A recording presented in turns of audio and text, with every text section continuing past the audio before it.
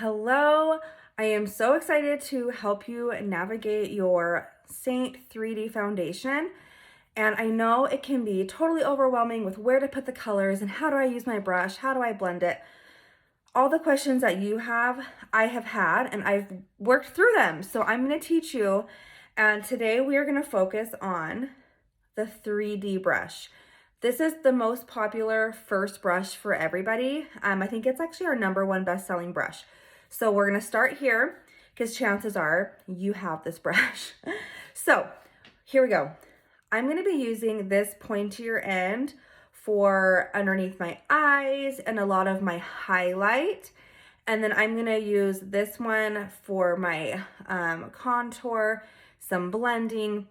So a couple things to know about our brushes. First of all, when you first get them out of the package, they are so soft and nice and luxurious. However, you have to use them once or twice for them to get a little bit dirty, for them to really get that dense feeling, which sounds like counterproductive, but it just is what it is. So if you're using this brush and you're like, holy cow, this feels like almost too soft, just use it a few times and it's going to be perfection. So let me just get that out of the way. Secondly, yes, they are white and gorgeous and beautiful. We have our amazing brush cleaner that you can use to clean them and disinfect them and condition them, which I highly recommend you do that. Every once in a while though, I do a deep clean with a Fels Nefta bar. So anyways, if you're worried about the whiteness and all that, they will come clean. Okay, so we're gonna work on our makeup. Let me get my hair out of my face. So I am working out of my Big Mama Compact, okay? So I've got all of my personal colors. You can tell most of it is actually lip and cheek colors. I like options. So we're gonna start with my highlight. So I'm gonna take this pointier end, and this is my main highlight right here. I'm gonna tap into that. Okay, lightly tapping. And I'm just gonna start right here on my chin. And I like to see how far can I get that first tap of makeup to go, because less is more when it comes to our cream foundation, okay? So look at, I started right here. I am working all the way out. I did my upper lip. I'm working all the way to my jawline. I am gonna pick a little bit more up because I really want to make sure I get a lot of like capillary stuff right there. So I like to cover that up. But this brush, this is actually a brand new one. So I'm dealing with the really softness that you might be experiencing. But I know, like I said, if I use it once or twice, it's gonna pick up that product a little bit more densely. But this brush is definitely more of a light to medium coverage. So if you want fuller coverage, there's brushes for that. If you want lighter coverage, there's brushes for that too. This one's pretty much in the middle. And like I said, a lot of people start with this one because it's a very neutral brush. So, okay. So I'm stopping. Let me put a little bit. I want you guys to see when I'm picking this up, I'm like barely tapping that tin. I want to pick up the tiniest amount of product as possible. Okay, so I've got my main highlight on, and hopefully you watched the welcome video where I showed you the brightening highlight, because I'm going to apply the brightening highlight right now. So this is my brightening highlight. I'm just picking a little bit of that up, and I'm going to get all underneath my eyes because I want to brighten that area a little bit. So something that I love about having, what is that?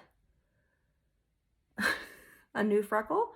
Okay, something I love about having a brightening highlight is that when you're in the transition of summer to winter, or your spray tan's wearing off or whatever, you can actually mix your colors so you don't have to buy a new one. So that's another plug for getting a brightening highlight. Okay, so I've got my brightening highlight on, and this brush does fit really, really nicely into that tear duct area. Okay, let me double check over here. Alrighty, we'll do some touching up in a bit. Okay, next up is contour. I'm gonna use this bigger end, and my contour is actually quite a bit stiffer. So what you can actually do is pinch that brush so it really picks up the product. And then you're gonna apply it on top of your cheekbone. I'm gonna grab a little bit more, and I'm gonna apply it on my forehead.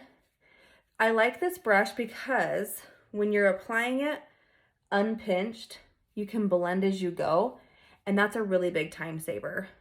Like where I'm gonna have to go back in and blend that out, I'm just gonna pick some up and do my jawline all as one. And you can see I'm not using, again, I'm not using very much product. We're doing like some swirling, some pushing up. Very, very easy. So before I move on to lip and cheek, if this is the brush that you grabbed and you're like, I just need more coverage, what I recommend doing is actually applying your highlight with this end. So I'm gonna show you guys my chin. I want it to be a little bit more full of coverage right here, here, and here. So I'm gonna pick up a little bit of my main highlight, and look at what I'm doing. I'm like stippling is the proper word. So I'm doing this tapping in motion where I am like legit pressing this makeup in.